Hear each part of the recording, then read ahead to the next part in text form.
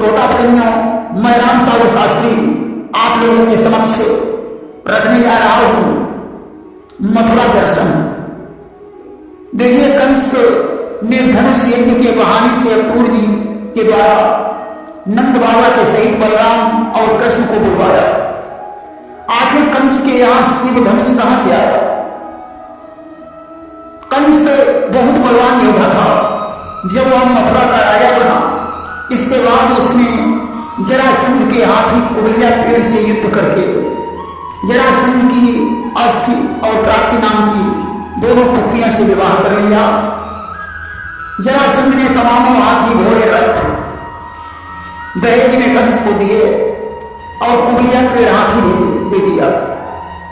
कंस ने महिषमती पुरी में जाकर मुष्टिक, चाणूर, सल, कौशल और कूप नाम के 5 पहलवानों को पराजित करके उन्हें अपना सेवक बना लिया। प्रवर्षण पर्वत पर रहने वाले दुविध वानर के साथ कंस ने 20 दिन युद्ध किया और उसे अपना सेवक बना लिया। फिर ऋषिमुख वन में रहने वाले केसी नामक राक्षस, जो घोड़े के रूप में रहता था, दुविध वानर को साथ लेकर इसने उस पर विजय प्राप्त करके अपना सेवक बना लिया।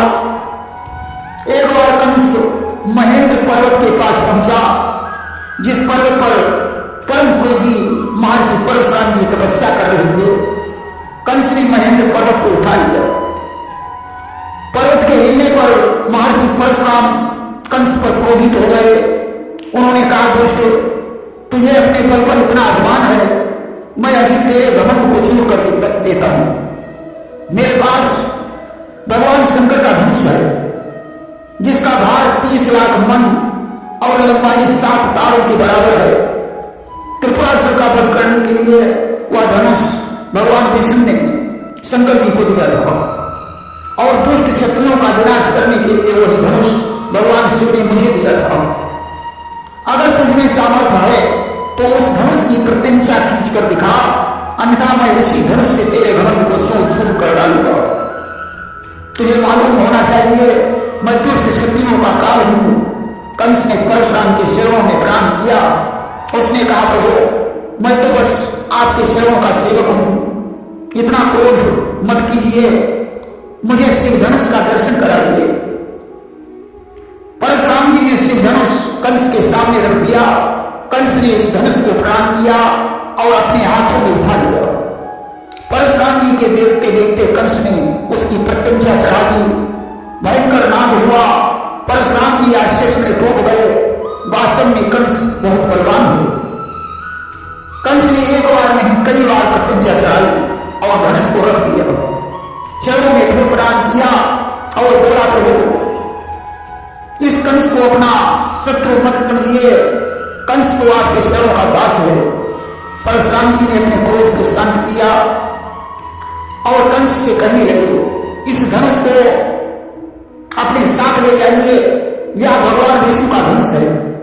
इसका खंडन करने वाला कोई साधारण पुरुष नहीं होगा। कि परशुराम कंसेश प्रबोधा, और कोई न खंडी सकई धन जोधा। खंड ही सोई विष्णु अवतारा, और तिनके हाथ होई संहारा। इसे तोड़ने वाला विष्णु का अवतार ही होगा। उसी के हाथों से तुम्हारी मृत्यु होगी। अर्थात जिसके लिए धनुष टूट जाए तो समझ लेना अब हमारी मृत्यु निश्चित है। कंस उस धनुष को अपने साथ ले आया और महलों में स्थापित कर दिया। आज जब कंस की मृत्यु का समय निकट आ गया तो उसने धनुष यज्ञ का आयोजन किया। अक्रूर के द्वारा उस देव और कृष्ण को नंद जी के सहित उन्हें मार डालने के लिए बुलवाया। अक्रूर जी नंदगांव में बाबा नंद के यहाँ रात्रि व्यतीत करके प्रातःकाल कृष्ण और बलराम को रथ में बैठाकर चल देते हैं। गोपियां अक्रूर पर क्रोधित हो रही हैं कि इस क्रूर व्यक्ति का नाम अक्रूर किसने रख दिया। कृष्ण को रोकती रही कि आप मथुरा को मत जाइए, परंतु कृष्ण ने गोपियों से परसों वापस लौटने का वादा किया और अक्रूर जी के साथ चल पड़े। गोपियां खड़ी खड़ी देखती रही कि लेके अक्रूर मोहन को मथुरा रे। गोपियां सब खड़ी देखती रह गई, श्याम जाते रहे आपके सामने। गोपियां सब उन्हें रोकती रह गई। गोपियों को जब तक रथ की धूल दिखाई पड़ती रही तब तक देखती रही। आखिरकार वापस लौट आई। इधर भगवान कृष्ण का रथ यमुना के किनारे पहुंच गया। अक्रूर जी बड़े असमंजस में पड़े हुए थे कि कृष्ण अगर अवतारी नहीं है, परमात्मा नहीं है, तब तो महा अनर्थ हो जाएगा।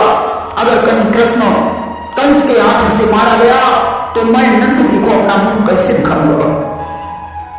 दोपहर का समय था। अक्रूर जी ने यमुना में स्नान करने का विचार बनाया। जो ही उन्होंने डुबकी लगाई, जल के अंदर उन्हें कृष्ण और बलराम दिखाई पड़े कि जल भीतर जब डुबकी मारी और देखी पड़े राम बिहारी। जब जल के बाहर अपना सिर निकाला तो देखा कृष्ण और बलराम रथ पर बैठे हुए हैं। कि सिर निकाल पुनि रथ पर देखे, कईयों बार यही विधि देखे। जब ऐसा बार बार हुआ तो अक्रूर जी समझ गए कृष्ण और बलराम ब्रह्म हैं, कंस इनका कुछ भी नहीं बिगाड़ पाएगा। आज स्तुति करने लगे। न तो उसमें हम तो अखिल हेतु हेतु नारायणम पुरुष माध्यम यन्नाभिजाता दरविंद कोशाद ब्रह्माभिरासीदयते श्लोका। प्रभु आप समस्त कारणों के परम कारण हैं, अविनाशी पुरुषोत्तम और नारायण हैं। आपकी नाभि कमल से सृष्टि के रचयिता ब्रह्मा की उत्पत्ति हुई है। मैं आपके शरणों में नमस्कार करता हूं। भगवान ने जब जल से मूर्ति को अंतर्ध्यान कर दिया तब अक्रूर जी यमुना से बाहर निकले और मथुरा को चल पड़े। दिन में ही मथुरा पहुंच गए। उधर कंस की वाटिका में नंद जी इनका इंतजार कर रहे थे। देखिए यमुना में स्नान करने के कारण अक्रूर जी को काफी देर हो गई। तब तक नंद जी वहां पहले पहुंच गए। अक्रूर जी ने कृष्ण से कहा, आप बलराम जी नंद बाबा और भालू के सहित मेरे घर चले। कृष्ण ने कहा, मैं कंस को मारने के बाद दाऊ जी के सहित आपके घर आऊंगा। अक्रूर जी कंस को खबर बताकर अपने घर चले गए। इधर कृष्ण ने नगर देखने की इच्छा से नंद बाबा से अनुमति मांगी। नंद बाबा ने कहा, कृष्ण मथुरा में तमाम शत्रु हैं, इसलिए मुझे आज्ञा देने में डर लगता है। कृष्ण ने कहा, बाबा दाऊ जी साथ में हैं, आपको चिंता करने की जरूरत नहीं है।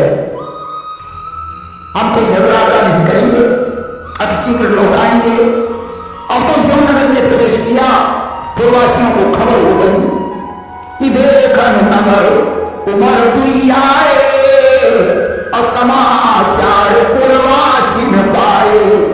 आज काम धंधा छोड़कर दर्शन करने की लालसा से दौड़ पड़ी।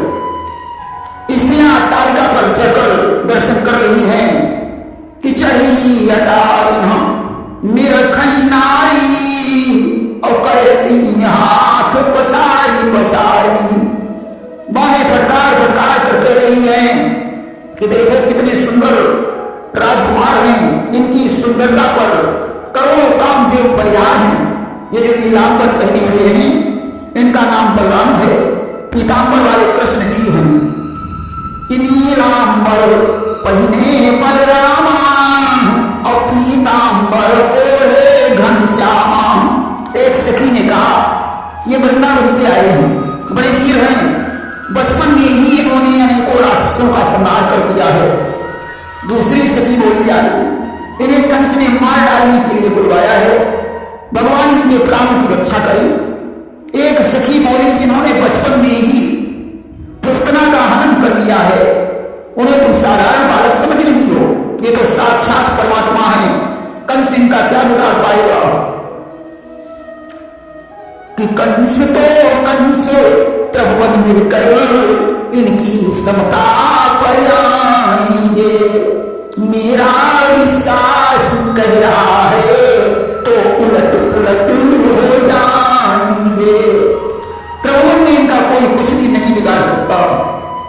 देवताओं ने फूलों की वर्षा की, ब्राह्मण मंडल ने इनका तिलक किया, क्षत्रियों ने हथियार दिए, वणिकों ने मणियों और रत्नों का उपहार दिया। आगे चलकर कंस के धोबी से इनकी भेंट हुई। भगवान ने धोबी से कहा, भैया इसमें से कुछ उत्तम वस्त्र मुझे दे दीजिए, हमारी पोशाक ठीक नहीं है, नातेदारी का मामला है। कि जात रजकते कहा कन्हाई और देव हमारी मरकमट पहिराई। धोबी ने कहा, तुमने शीशे में अपनी शक्ल देखी है? अरे कहा ये राजा के वस्त्र और कहा तुम गाय चराने वाले गवार, तुम्हें कपड़े मांगते हुए शर्म नहीं आती? कि बोला निज मुख देखो नीरा, भूप वसन तुम जाति अहीरा। बन बन फिरऊ चराबो भैया, और जाति अहिर का मर के भैया। अरे तुम वन वन में गैया चराने वाले, कमली ओढ़ कर गुजर करने वाले राजसी वस्त्र पहनना चाहते हो? भगवान को गुस्सा आ गया। उन्होंने धोबी के मुंह पर खींच कर एक तमाचा मारा, उसका सिर कटकर जमीन पर गिर गया। अब तो जितने धोबी थे सब भाग खड़े हुए। ग्वाल वालों को बुलवाकर भगवान ने कहा, अब अपनी अपनी मनमानी पोशाक पहन लीजिए।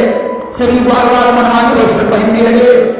मनसुबा को एक चूड़ीदार पायजामा मिल गया, उसने दोनों बाहें डाली और कृष्ण से कहने लगा, कन्हैया ये वस्त्र कुछ समझ में नहीं आ रहा है। कृष्ण ने हंसकर कहा, दादा ये पैरों में पहनने वाली चीज है, तुम उसने अपनी बाहें डाल रहे। मनसुबा ने अपनी दोनों टांगें डाली, कृष्ण ने नारा बांध दिया। मनसुबा बोला, धन्यवाद कन्हैया, हम तो समझ रहे थे ये कोई बाहों में पहनने वाली चीज है। पोशाक पहनने के बाद बाल वालों और दाऊ जी के सहित भगवान और आगे बढ़े। कंस के पायक नामक दर्जी से भेंट हो गई, उसने ढीले ढाले वस्त्रों को काट छाट कर सही कर दिया। भगवान ने उसे आशीर्वाद दिया। इसके बाद भगवान सुदामा माली के घर गए। सुदामा ने फूलों की माला पहनाकर उनका स्वागत किया। भगवान ने उसे भी आशीर्वाद दिया। अब भगवान अपनी मंडली के सहित और आगे बढ़े। राजमार्ग में उन्हें एक युवती स्त्री दिखाई पड़ी, जो चेहरे से तो सुंदर थी परंतु बेचारी कोमड़ी थी। वह अपने पात्र में चंदन लिए जा रही थी। भगवान ने उसे सुंदरी कहकर संबोधित किया। उपजा ने मुड़कर देखा और बोली, मुझ कोमड़ी स्त्री को आप सुंदरी कहकर क्या मेरी हंसी कर रहे हो? भगवान ने कहा, नहीं, संसार भले ही तुम्हें सुंदर न समझता हो परंतु हमारी नजर में तुम बहुत सुंदर हो। आप थोड़ा सा चंदन मेरे भी माथे पर लगा दीजिए तो आपकी महान कृपा हो जाए। उपजा ने कहा, अवश्य। आज उसने भगवान के मस्तक में चंदन लगा दिया। भगवान ने अपनी चरणों से उपजा के पैर के दोनों पंजे दबाए और उसकी थोड़ी में 2 उंगलियां लगाकर ऊपर को झटका मारा। उपजा तार के जैसी सीधी हो गई। अब तो उपजा सुंदरी नहीं परम सुंदरी बन गई। उसने भगवान का पीतांबर पकड़ लिया, बोली, हमारे घर चलो, मैं तुम्हें यहां नहीं छोड़ सकती हूं। भगवान ने उपजा को वचन दिया, जाओ, कंस को मारने के बाद मैं तुम्हारे घर अवश्य आऊंगा। अब भगवान ने मथुरा के बाजार में प्रवेश किया। व्यापारियों ने उन्हें तरह तरह की भेंट प्रदान की। अब तो कंस के गुप्तचरों ने जाकर कंस को सूचना दी कि राजेश्वर ब्रज के ग्वाले ने मथुरा में गदर मचाया है, वह लूट मार कर रखी है, संपूर्ण नगर थर्राया है। ले लिए रजत से धुले वस्त्र, छीना सुनार का जेवर है, कुब्जा का उमर दूर किया, जादू सा डाला उस पर है। महाराज ब्रज के ग्वालों ने मथुरा में लूट मार मचा रखी है। उन्होंने धोबी को मारकर वस्त्र छीन लिए, सुनारों का जेवर लूट लिया। कुब्जा के ऊपर पता नहीं कैसा जादू कर दिया जो उसका कोबर दूर हो गया। कंस ने उचित प्रबंध के लिए तत्काल ही कुछ सैनिकों को भेज दिया। अब भगवान रंगभूमि के दरवाजे पर पहुंच गए कि रंगभूमि के द्वार पर पहुंचे जगदाधार। उन्हें देख ललकार कर बोला पहरेदार। पहरेदार ने ललकार कर कहा, धनुष रखा है, बिना पूछे बताए अंदर जाना मना है। दामा ने कहा अंधे तुझे दिखाई नहीं पड़ता, इन्हें प्रयास करते हैं, ये कंस को मारने के लिए ही मतलब है। भगवान आगे बढ़े, उन्होंने सबके देखते देखते धनुष को बाएं हाथ से उठाकर बीच से आधा आधा कर दिया। अब तो धनुष को टूटते ही राक्षस भगवान पर टूट पड़े। भगवान ने धनुष के खंड से ही बहुत से राक्षसों को मार डाला। बचे बचे राक्षस कंस के पास पहुंचकर पुकार करने लगे कि महाराज मार्ग कंटकमय है, गुलशन की समझो सैर नहीं, हम इतना ही कह सकते हैं, प्राणों की समझो खैर नहीं। महाराज बालों ने धनुष का खंडन कर दिया है, बहुत से राक्षस उनके हाथों से मारे गए हैं, आपके प्राणों को खतरा हो सकता है, इसलिए होश में रहो। ऐसे शब्द सुनकर कंस कंपित हो गया। इधर कृष्ण और बलराम नंद जी के पास लौट आए, खीर का भोजन किया और सो गए। उधर कंस को रात भर नींद नहीं आई, उसे रात में मृत सूचक स्वप्न दिखाई देते रहे। प्रेम से वृंदावन बिहारी लाल की जय।